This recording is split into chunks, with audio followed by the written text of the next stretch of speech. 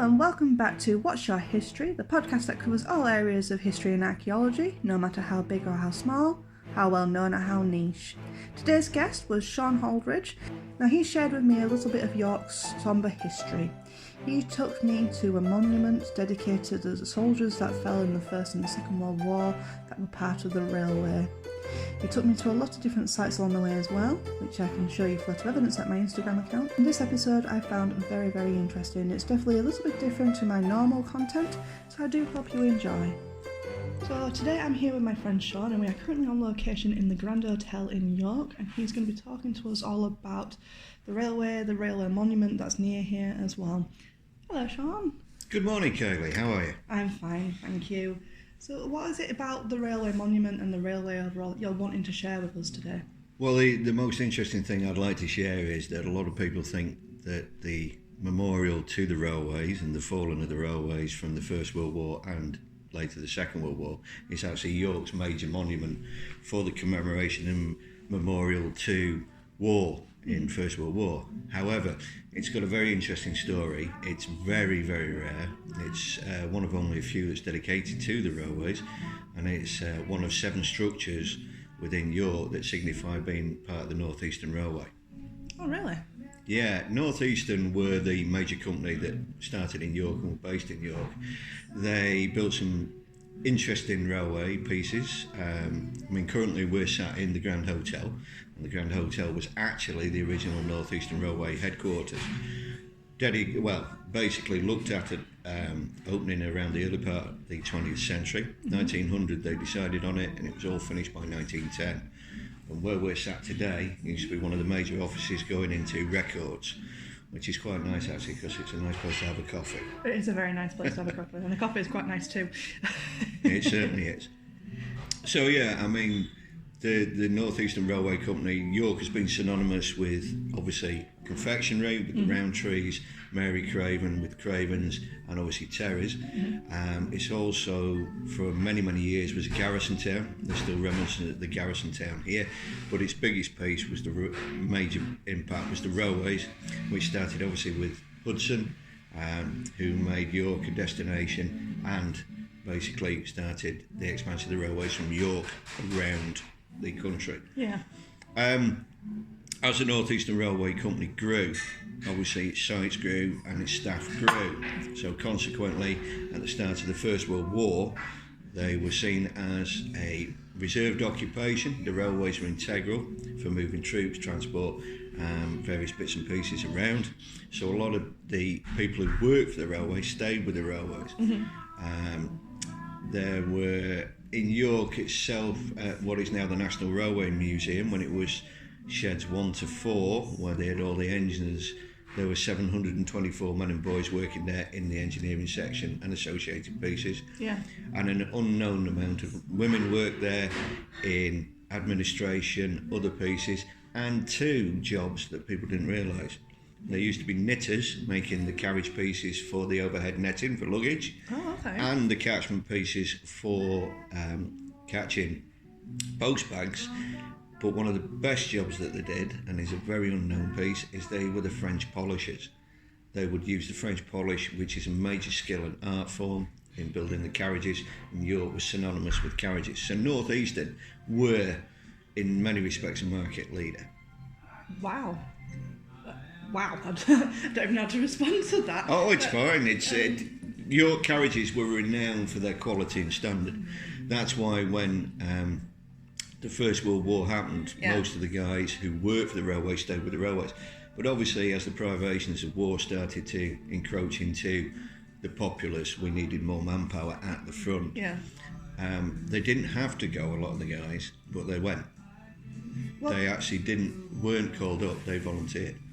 Well, I'm not surprised about that, because I know that being part of the railway, that was seen as an important job to have anyway. So if you are part of that service, you wouldn't necessarily have to go.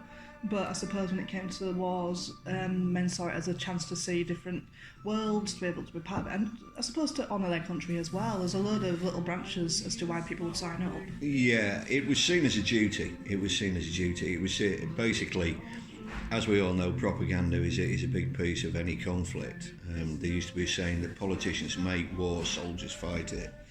And as things came back from the wars in new forms such as the media, cinematography, and also returnees who were invalided, it started to impact. So a lot of guys said, right, we're going to go. And interestingly enough, the railway raised 2 battalions of pioneers, in effect, one being a territorial piece.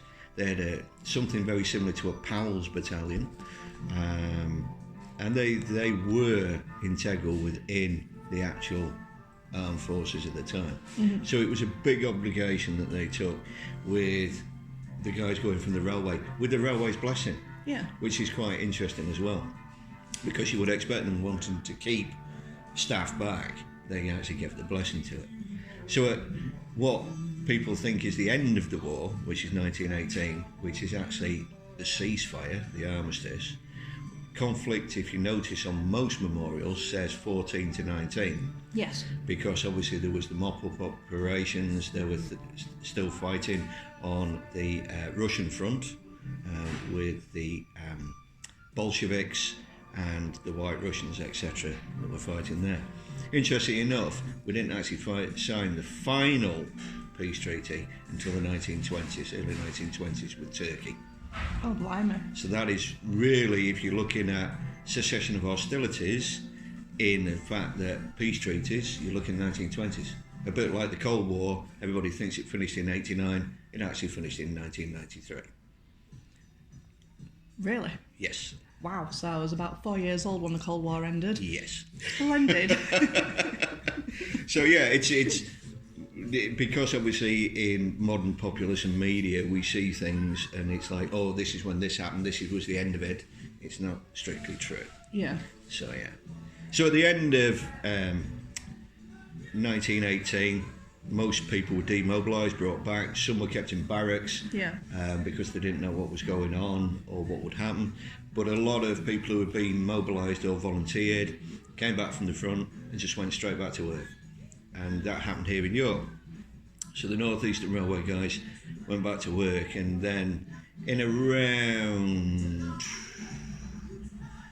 April 1919, the board here at the North Eastern said about having a commemoration for the fallen. So it was put to the board, then went to the workers.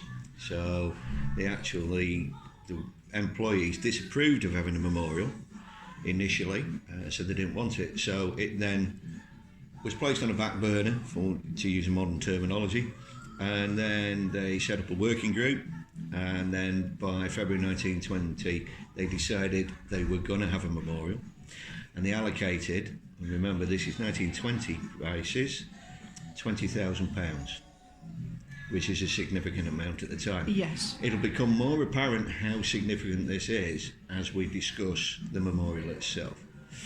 Yeah. So, with £20,000 as an allocated budget from the North Eastern Railway Company, they decided in October 1921 to take on Lutyens, who is the preeminent memorial builder for First World War pieces, with a fee of £700 plus transportation and expenses. Doesn't sound a lot in today's money, no, but for then it was quite a lot. Yeah. And when you consider that Sir Edward Lutyens designed and was instrumental in building 58 World War I memorial pieces at home and abroad, it's quite a significant undertaking. And the one that he decided to build here would be, how can we say, surrounded in controversy. How so? Well, firstly, it's one of only 6 that he designed with obelisks. To have an obelisk was quite unusual, and it was one of the 6. The main controversy was the site and location. As we all know, as you walk around York, next to the Grand Hotel is the Railway Memorial. And it is actually to the opening, it covers the opening of the original First Aid and Medical Centre for the North Eastern Railway, which is behind what is now the council offices, which was the original station, opening in 1841. Now, the site location that Lutyens proposed and said this is perfect was what he wanted. But at the same time that the North Eastern Railway Company was looking at doing this, the City Council of York had decided they were going to have a memorial. And they also hired Lutyens, which is quite interesting. Now, for Lutyens' design for York City Council, he designed, and I'm going to just have to refer to some bits and pieces I know about this, it was going to be a large plinth surrounded by a moat, in the moat area down by Lendal Bridge. It's basically, as you're coming onto Lendal Bridge, down the side, there's a sort of recessed area, which would only make it 90 metres away from where the current railway memorial is. Yes. Which is quite interesting. There was a lot of controversy that the railway board thought that they would be undermined. The City Council said that they thought they'd be undermined. The other aspect about that is that they thought that as people came into the city walking in, they would only see the city one, and not the railway one. Yes. Which is quite interesting, and that'll become more apparent as we talk as well. But I think the most interesting piece is that, as we just discussed earlier, for the memorial for the railways, they were offered £20,000. Yes. The City of York, and remember this is to encompass the whole of York, as a memorial to all the fallen, £2,000. That's ridiculous. It's an interesting piece. Now, when you consider that the North Eastern Railway Company, by the time this was going, had been around a long time, had gone through various financial difficulties and then recouped, and we were approaching what will become the Big Four, the amalgamation of roughly about 158 operating companies into 4 operating companies. Yeah. It is quite interesting. Yeah. That allocation money is quite interesting. And when you consider that the City of York is only allocating roughly 1/10 of the budget of a railway company, and it's a bit odd. Yeah. It is a bit odd, considering that it is a garrison town. Yeah. So, the controversy wrangled on. So in 1922, it was decided by the railway, we will build a full-size wooden replica, mock-up, which they installed on site. Okay.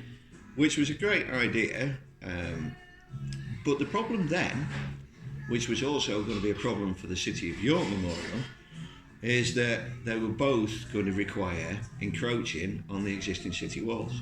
Yeah. Which would mean digging out. And the York Archaeological Association of the time said, we don't like this, as you can imagine. Yes. And various other bodies. So, to cut a long story short, lots of wrangling. Lutyens was not happy that the North Eastern Railway Company suggested we'll move it 10 feet away from the wall. Lutyens said, I don't like that. He was away at the time, he was abroad, and he had to be persuaded. So by persuading him, they managed to move it 10 feet away from the wall, and then another problem, it had to be reduced in size. Yeah. It wasn't seen as being right. And to give you some idea of the sizes, the obelisk at the moment rises 16 metres from ground to top. It would have been significantly bigger. There would have been a larger curtain around the side and a larger walkway. So Lutyens, like many designers and architects, didn't like people interfering with his work, so consequently he needed a lot of persuading. Yeah, I can imagine. And he came up with the design that we see there today. Yeah, so it's a very beautiful monument as well, the way it's been shaped, the design of it as well. It is a lovely monument. Yeah, it's an interesting piece of design. I mean, it's if I remember rightly, it is the obelisk rises 16 metres. It's surrounded by it's a 3-sided wall. It shelters a stone of remembrance, that's why the three-sided wall is done. The actual obelisk stone, the main obelisk, taking away its plinth, etc., is only 9 metres. So 7 metres of that is just its base plinthing. Oh, wow. There's 3 pedestal pieces around it as well. And then they are flanked by 2 urns in the shape finials of laurels, and laurels in relief as well. And on there are 2,236 names etched in the stone. And the stone itself is actually Portland stone. Now you would think that being Yorkshire, as anybody from Yorkshire would normally say, why isn't it York stone or Yorkshire stone? When Lutyens designed a lot of his memorials, like the cenotaph in London, etc., Portland stone was his preferred piece. It's a very soft material, it gives a beautiful finish, it has beautiful marbling within it. The only problem is it is susceptible to wear and damage. Which, if you look at the monument today, unfortunately is very obvious. I had a chance to walk around it, and I noticed that some of the names are starting to fade off, unfortunately. Yeah, that's been going on for a number of years, in such a way that, I mean, originally when Lutyens designed his first piece, the names would have been bigger. Yeah. The lettering would have been significantly greater. But because he had to redesign, he had to make them smaller, which he wasn't happy about. And they have eroded over time, which has necessitated that if you notice to relief on the, if you're looking directly at the monolith on the right hand side, there is some bronze plaques. Yep. And that gives all the names in there. Also, the names are also contained in our Book of Remembrance, which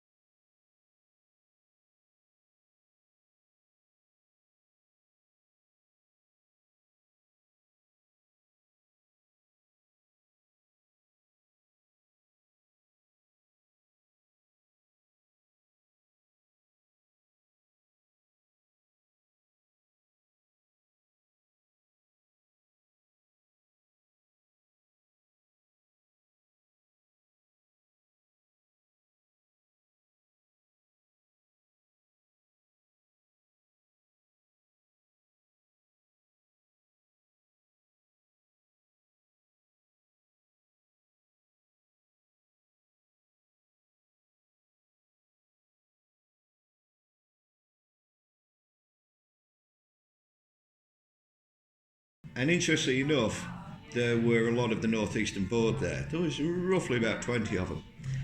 And each one of the 20, there was quite a large proportion had lost a sons at the front. Yeah. If I remember rightly, 4 of them had lost their only son. Bloody hell. And when you consider that's only 20 people, you can see the significant impact it had. I mean, one of the most interesting people was one of the board of directors of the North Eastern Railway. That was a gentleman called Edward Grey, 1st Viscount Grey of Folden, and he gave a speech. Now, most people will say, who's that? Mm-hmm. Well, he was the Foreign Secretary, who gave the interesting quote and saying that is famous, the lamps are going out all over Europe, we shall not see them lit again in our lifetime. And that's a very famous saying. It's actually used on most documentary evidence for the First World War. Interestingly enough, talking about memorials, we're talking about the City Wall Memorial, which didn't end up where it should be. Where should it have been? Well, as we said, it should have been 90 metres away, further down on the moat piece. Mm-hmm. Unfortunately, there were not sufficient funds. As we've already established. Yes, £2,000 wasn't seemed enough. So once they got everything sorted, they actually opened theirs the following year. And interestingly enough, if you are stood at the War Memorial for the Railways and you look through the arch, which was cut through for the roads, because prior to that there used to be railway lines running down the side of the city wall, down to the river. Okay. If you look across, you will see a cross in what is the Memorial Garden.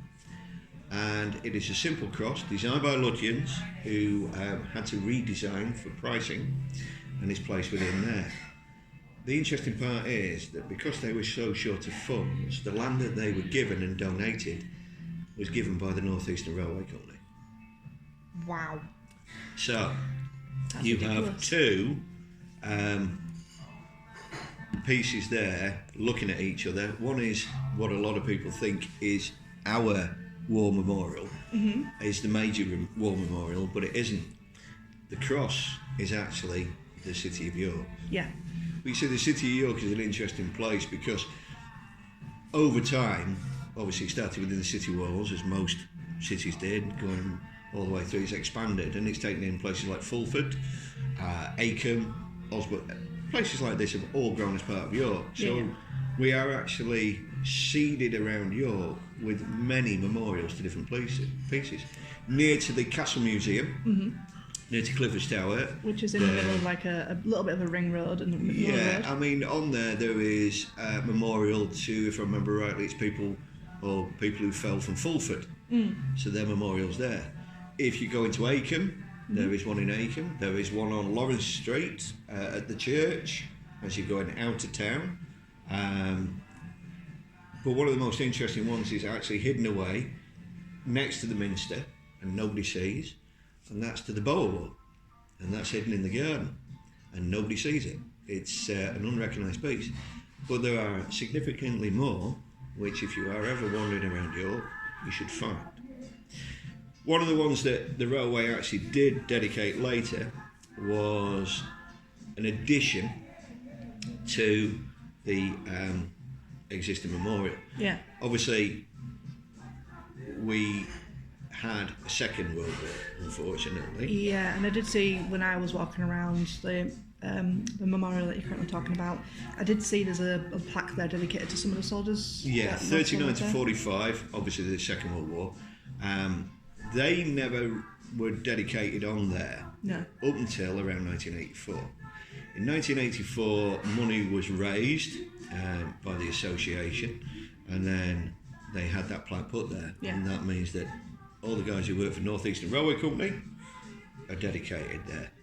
It's quite a nice place to be. Yeah. It's quite nice. And it is a magnificent piece. I mean, it's so good that for many years it was a obviously dedicated memorial. English Heritage gave it Grade 2 listed. Oh, wow. And then it became Grade 2 star. What does that mean? It means that it has a significant piece within history.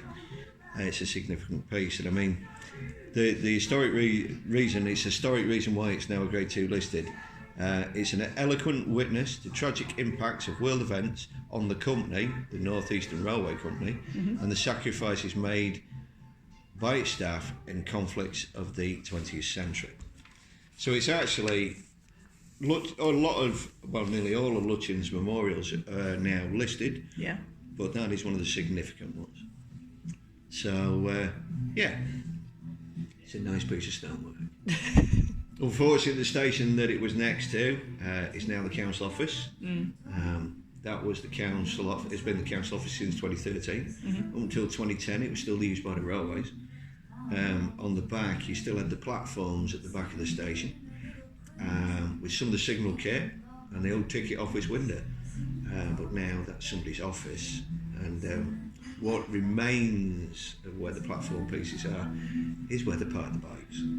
Obviously, because that's what you do when you have a building. However, if you do walk past the memorial through the arch and up towards the station, keep walking, on the left-hand side there is another cut that was made for the railways to come through the city walls when the station opened in 1841, and next to there is one of the original little signal box houses. Oh wow. So that is the railway memorial. Yeah, thank you. And so I suppose my biggest question for this whole thing is, why you obviously have a passion for this particular piece and for the history of it all and surrounding it. Why are you talking about just the railway one? What's its significance to you? Okay, for myself, I'm an ex-serviceman. I make no bones about it. The significance for me is that I used to work for the Railway Museum. My father-in-law worked for the railways here in York. He worked at what was sheds 1, 2, 3 and 4, which was known as the Clifton or South Sheds. He worked for the railways for many years. He was an ex-serviceman. I also became a member of the Railway Ex-Servicemen's Association of York as an associate member many moons ago when I started working for the Railway Museum, and then I became their chairman in 2016. Sadly, over the years we have diminished in numbers. The last roll call, which is kept within the book at the Railway Museum, has got bigger. It was decided that in 2021 we would hand over organisation of the actual Remembrance Day event, which is always done on the Friday, to the Railway Mission, who gladly accepted. And we placed our archive within the Borthwick Institute, and we closed the association, or I closed the association in 2022. That is roughly 98 years since the first dedication of the memorial. So it holds a special place in my heart, not just for the fact that I've been the chairman or the association member, but what it actually symbolises. It's not about a dedication to war, a memorial to war. No memorial is ever to do that. It's not a memorial to a battle or a plinth stone. It's to people from a company, from a railway, who didn't have to go. There was no need for them to go. They could have stayed at home, they could have looked after the railway, carried on with their lives, but they felt the necessity to go, to do something. And a lot of people, I've seen various, it's been on TV where people have come to York and said, oh, this war memorial, and it's to war and that. It's not to war, it's to people. And the reason why people like myself and that look after, and we're in charge of looking after these things, is to remember the people, not the war. And that's why it holds a special place. Well, thank you for this. You're very welcome. I'm going to be starting to look at like monuments and stuff in a completely different light now, because I do kind of go by and go that, so, you know, it's a war memorial, and I do though. If anything, it makes me sad to see the amount of lives that were lost. It's the same with any memorial that's been made in dedication to the fallen.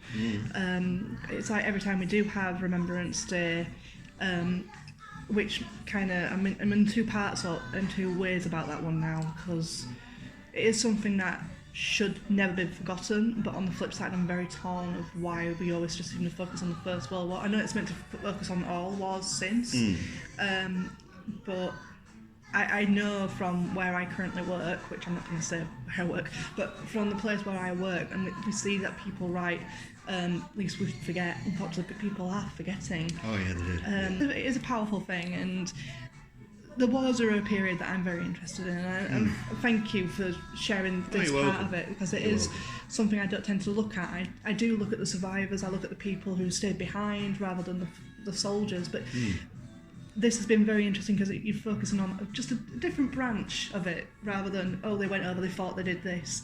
This is a different branch of that, and I'm very appreciative of this. Oh, you're very welcome. So yeah, thank you for your time. Very welcome. Hope you enjoy. Will do. Thank you.